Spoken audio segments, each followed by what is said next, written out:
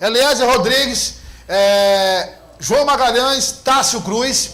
E vamos começar com o flagra do dia, do Jailson Soares, nosso repórter fotográfico. Olha o garoto aí, na tela, vamos lá. Põe na tela.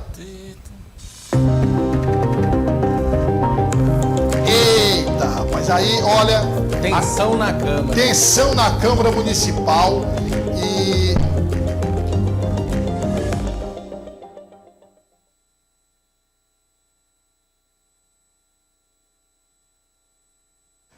Tem um detalhe aí, dessa foto, você vê, eu tô com a visão um pouco turva, mas enfim.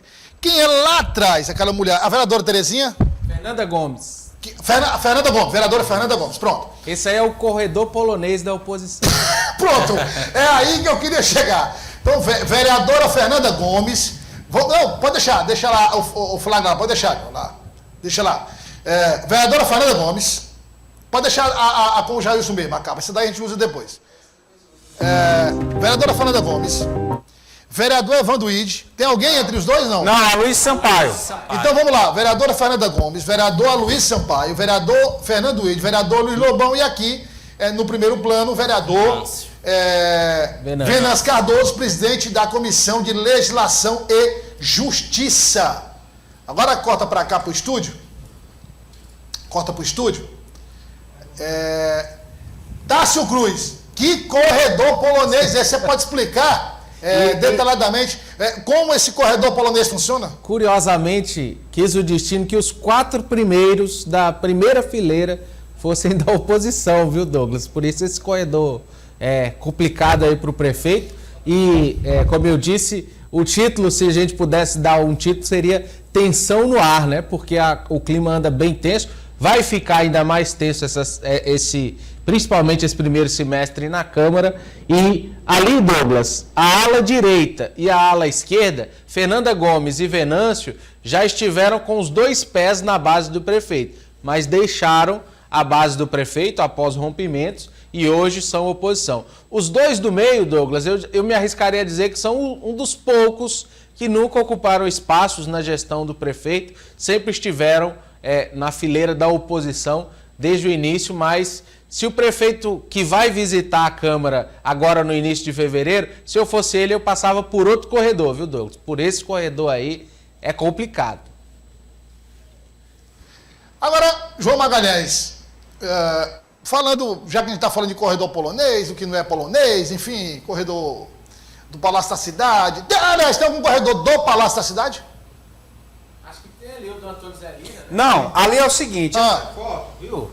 Ela foi tirada no dia da sessão extraordinária. Sim. Então, quem compareceu em peso foi a oposição.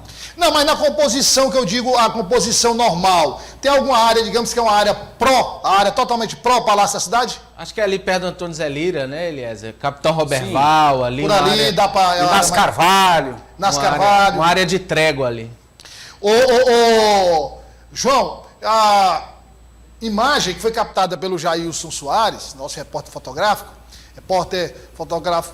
do Portal Dia, do Jornal Dia e colabora também com o Jornal Dia News, mostra que a gente vem batendo desde o início do ano, aliás, desde o ano passado, né, mas com mais intensidade desde o início desse ano, que essa divisão claríssima na Câmara Municipal não existindo essa história. Eu acho que caiu por terra, não dá mais, acho que nenhum parlamentar vai fazer mais isso, essa questão de dizer, olha, eu faço parte da ala dos independentes, não tem mais independente, ou é pró-Palácio da Cidade, ou é oposição, João.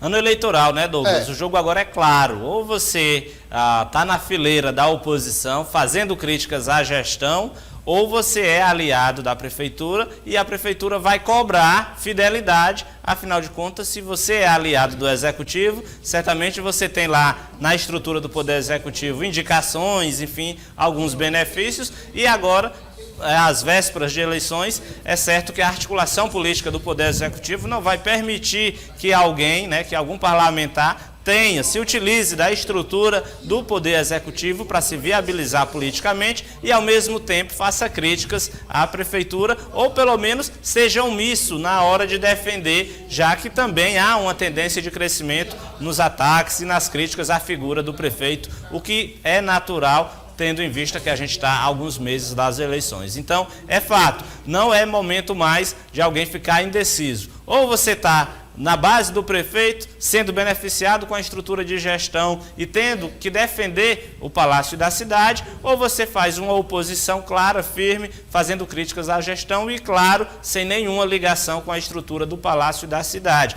Eu acredito que até aqueles parlamentares que pertencem a partidos da oposição e que possuem cargos na estrutura do Poder Executivo, está chegando ali o limite do prazo para eles se decidirem. Porque por mais que o Poder Executivo tenha interesse no voto desses parlamentares, fica insustentável destinar uma estrutura do Executivo para abrigar quem não vai votar no atual prefeito. É algo que, de fato, não combina com o processo eleitoral. Então, o calendário avançou, as decisões têm que ser mais transparentes, até porque influencia também na eleição dos próprios parlamentares. É, de fato, o jogo da selva, né? A regra da selva, que começa a valer e se intensificar à medida que o calendário eleitoral avança. E a gente permanece na Câmara Municipal, porque nós vamos acompanhar agora o que disse a vereadora Graça Amorim.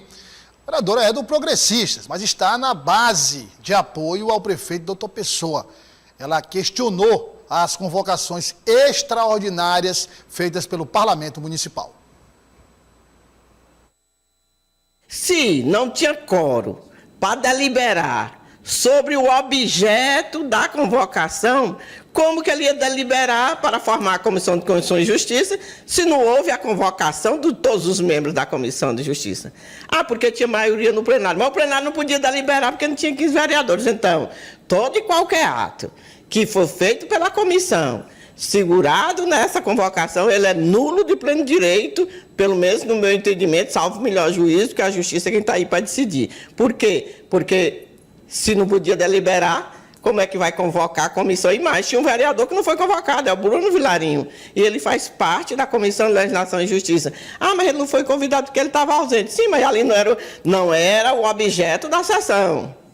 Não era o objeto da sessão. Então, no meu entendimento, é nulo de pleno direito, embora o prefeito Dr. Pessoa já tenha dito que se coloca à disposição para vir à Câmara prestar esclarecimento. Mas esse convite e convocação de outros membros tem que ser feito da forma legal. Isso aí já é um outro ponto que nós vamos conversar agora, que a vereadora Graça Amorim fala em judicialização. Exatamente, Douglas. Abre uma brecha a partir dessa interpretação. Em resumo, o plenário não poderia deliberar porque não tinha quórum. No momento da sessão, houve um requerimento para a formação da Comissão de Constituição e Justiça. Só que a convocação de uma comissão tem que acontecer com antecedência. Por mais que a maioria dos membros da comissão estivessem ali, 4 dos 5 inclusive. Mas o que não foi convocado tem direito de questionar o fato de instalarem a comissão sem a presença dele, que no caso foi o vereador Bruno Vilarinho. Se não tinha quórum para deliberar, na interpretação da vereadora Graça, nada deveria ter sido feito. Logo, as convocações para o secretário de Finanças, para o secretário de Saúde e para o próprio prefeito estão nulas a partir dessa interpretação da vereadora Graça. E aí nós vamos acompanhar Douglas, só uma observação rápida. à vontade. O Eliezer falava bem, e eu comentava isso ontem. Se nulo de direito, como diz a vereadora, eu mantenho a minha opinião que é nulo e inócua de eficácia legal, porque o prefeito já vai à Câmara no início de fevereiro. É um dever regimental, ele tem que ir lá, ler a mensagem anual para os vereadores. Então, assim, os vereadores forçam, não que eu não ache que o prefeito deva prestar esclarecimento sobre os problemas da FMS, mas o prefeito já vai à Câmara. Então, é uma convocação que é feita de um momento em que claramente ganha uma conotação política, independente da convocação. Você falou fevereiro, mas você está falando da abertura do ano legislativo, isso, né? Isso, obrigatoriamente ele vai. Douglas, essa convocação que está sendo questionada, no caso para o prefeito é convite. Não é convite. Não, sim. Para os secretários é convocação. É convocação, mas aí o Tasso está falando da ida dele, mas essa ida dele é uma ida protocolar, né? Que vai todo ano. Isso. Quer dizer, hein? festiva, quer dizer, lendo a mensagem, naquele ambiente específico ali, não dá para, digamos, abrir um parênteses ali e dizer, não, vamos tratar de outro tema, não. É uma coisa muito... Essa convocação que foi aprovada... Tem que ser uma outra sessão mesmo. Essa outra convocação seria para o dia 18 de janeiro. 18 de janeiro. Com os secretários e o prefeito no mesmo dia, para ninguém transferir culpa para ninguém. Rapaz, parece uma careação, rapaz. E já se fala até em esquema de segurança... Imagino. Porque realmente pode haver aglomeração de pessoas e as mais diversas reações. Eu quero ouvir o João Magalhães agora sobre... Já tratamos, inclusive, também desse tema, mas tratamos, inclusive... O João falou até das situações em que haverão disputas familiares ali, dentro do núcleo familiar. Um deles é a família Begé, Renato Begé, Carla Begé. Mas o secretário Renato Begé, o secretário municipal de Esporte e Lazer, fala da possibilidade de se filiar ao PRD. PRD que nós falamos agora há pouco, partido dos vereadores Marquinhos Costa e Bruno Vilarinho. Acompanhe. Eu me sinto muito honrado, eu tenho conversado com o Bruno, ele tem me convidado, né? Meu filho é do partido, do PRD, mas eu sou do PSD. Né? Eu me elegi pelo PSD, eu tenho uma gratidão ao PSD, eu tenho o compromisso do deputado Júlio César, né, de que eu possa ficar no PSD, mesmo sabendo que o candidato a prefeito que eu voto é o doutor Pessoa, né, ele entendeu essa minha parte, então assim, não vejo o porquê, né, de sair do PSD, mas, né, a gente tem conversado bastante, tanto com o PSD, e eu me dou muito bem com os meninos que estão no PRD, um partido, né, novo, com cabeças novas, pensamento novo, e eu tenho certeza que é um partido bom e que vai trazer muitas vitórias ainda aí. João Magalhães, esse capítulo, a parte aí, que é o destino do vereador Renato Begé, porque ele ainda é filiado ao PSD, tem um problema muito sério de relacionamento com o PSD, especificamente com o vereador Vinícius Ferreira, outros nomes que vão compor a chapa proporcional do PSD também, não querem o vereador Renato Begé. Aí ele diz, eu vou apoiar o prefeito doutor Pessoa, e tenho o apoio dos deputados Júlio César e Georgiano Neto. Mas a gente fazendo uma projeção aqui, não dá para imaginar, ele, claro, vai apoiar o doutor Pessoa, mas no PSD, que vai declarar apoio, deve declarar apoio ao deputado estadual Fábio Novo. É esse mesmo caminho, o PRD? Olha, Douglas, é interessante porque o vereador Renato Begé aposta na estratégia de esticar a corda ali para querer ficar no PSD. É o desejo pessoal dele, a gente percebe, é permanecer no PSD, mas de fato não há espaço para isso, tendo em vista que a chapa de candidatos a vereadores, formada ali por dezenas de nomes, né, já decidiu. Renato Begé não fica no partido, a gente não aceita ele na sigla. Por vários motivos, obviamente, inclusive questão de equilíbrio, né, da chapa. A gente sabe que o candidato que não está no exercício do mandato sempre apresenta muitas regras ali, muitos critérios, muitas condições para ir para um partido, e a principal delas é de que o partido não abrigue muitos nomes que já estejam na Câmara Municipal. Além disso, o PSD já definiu seu caminho na chapa majoritária, apoia Fábio Novo, independentemente de indicar o vice ou não. Renato Begé não larga também doutor Pessoa, inclusive foi um dos parlamentares que sempre foi fiel a doutor Pessoa. É bom deixar isso claro, tem parlamentar que ficou naquele critério de independência, tem parlamentar que momento estava aliado, momento adversário. Renato Begé não. Sempre foi aliado de doutor Pessoa. Então, o caminho natural dele é a saída do PSD, porque o PSDB não o aceita, né? A chapa proporcional não o aceita, e aí, entre as janelas, entre os partidos em que ele pode ingressar, não tenho dúvidas de que o PRD é, aparentemente, o melhor nome, até porque é uma chapa que vai eleger uma bancada, afinal de contas, tem vários, inclusive, vereadores e suplentes que estão no exercício do mandato, que vão para o partido, e lá, obviamente, vão estar em pé de igualdade para decidir quem é que vai ficar com as duas, né, ou talvez até 3 cadeiras que o partido possa conseguir. Como Renato Begé sempre teve ali essa estrutura na prefeitura, para ele não está difícil escolher o PRD como destino partidário. Tem até essa... Depois para tratar desse assunto aí, o negócio está tão inflamado, digamos assim, no PSD, que tem até a história de grupo de WhatsApp, alguém que saiu, montou outro grupo dos integrantes. Rapaz, a confusão na época de política é grande. Bom, mas vamos voltar já que a vereadora Graça Amorim falou sobre a possibilidade de nulidade da sessão extraordinária, e nós falamos agora do PRD, então vamos trazer o vereador Bruno Vilarinho, que falou da sua ausência da sessão extraordinária e das providências tomadas, ao mesmo tempo, né, na entrevista, para o abastecimento das unidades de saúde de Teresina, unidades básicas, as UBS na capital. Veja. Eu não estive presente na sessão extraordinária, né? E eu acredito que nesse momento da saúde a gente tem que procurar unir forças. Trazer o governo do estado para próximo, trazer o governo federal para próximo, se unir à prefeitura. Porque no momento que a gente começa a ficar debatendo, cada um querendo puxar para um lado ou para o outro, a gente não vai trazer uma solução imediata para a saúde. E o que a gente precisa é unir força dos três poderes, do poder estadual, do poder federal e do poder municipal, e dar uma resolutividade mais rápida ao problema da saúde de Teresina. Muito me deixa feliz, porque eu já vi nos noticiários o abastecimento do HUT, já teve visita de alguns políticos e fiscalizadores ao HUT e constataram o funcionamento das máquinas, o abastecimento de medicamento. A gente tem acompanhado junto à Fundação, e a Fundação tem nos mostrado a vontade de resolver, o prefeito também tem mostrado, foi feito agora a troca do secretário de saúde do município, da FMS, e eu acredito que com certeza logo logo a população de Teresina será bem abastecida e o problema da saúde será resolvido. Bom, na sessão do dia 18, nós inclusive falamos aqui, óbvio que a tropa governista vai participar, claro, estará o prefeito Teresina, secretário, enfim, mas claro, dependendo do desdobramento da justiça, enfim, a gente vai acompanhar tudo isso.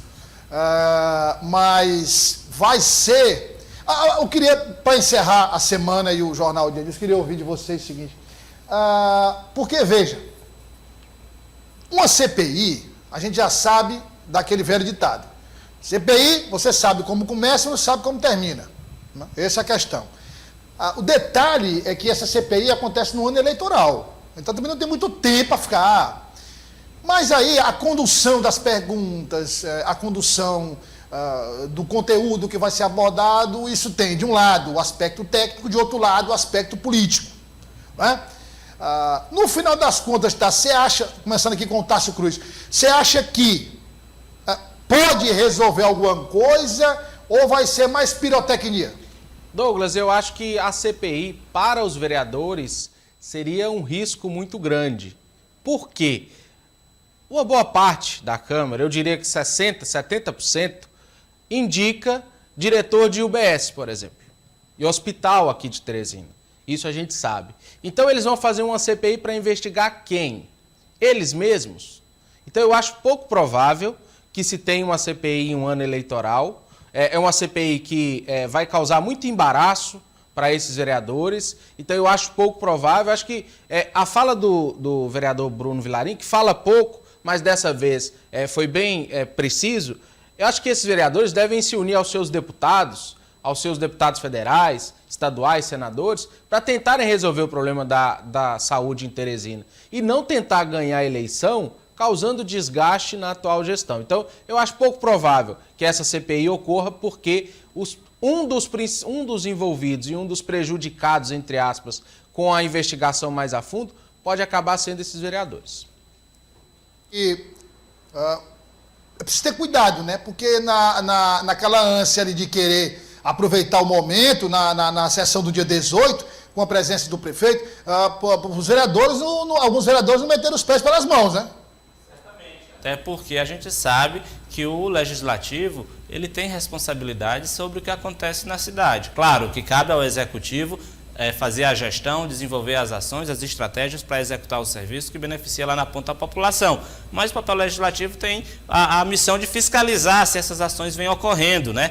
Então, fica muito fácil para o poder executivo, para a população e para os adversários desses vereadores questionarem. Porque só agora, no período das eleições, que os vereadores estão com história de CPI, levantando essa discussão sobre a saúde, já que eles são parlamentares desde 2021 e até então não levaram os holofotes para essa questão da saúde, que, diga-se de passagem, não começou agora. Agora foi apenas o estopim do que já vinha ocorrendo há bastante tempo. Então, eu diria que uma CPI, uma discussão mais aprofundada sobre isso, primeiro, pode prejudicar os vereadores, porque, como bem lembrou o Tárcio, são os vereadores que indicam diretores de UBS. Segundo, dá a pólvora para os adversários desses atuais vereadores, ou seja, aquelas lideranças, aqueles pré-candidatos que querem uma vaga lá na Câmara, podem levantar a bandeira dizendo que os vereadores estão politizando a questão e levantando essa discussão agora só porque é período eleitoral e questionarem onde é que estavam esses parlamentares ao longo de toda a gestão,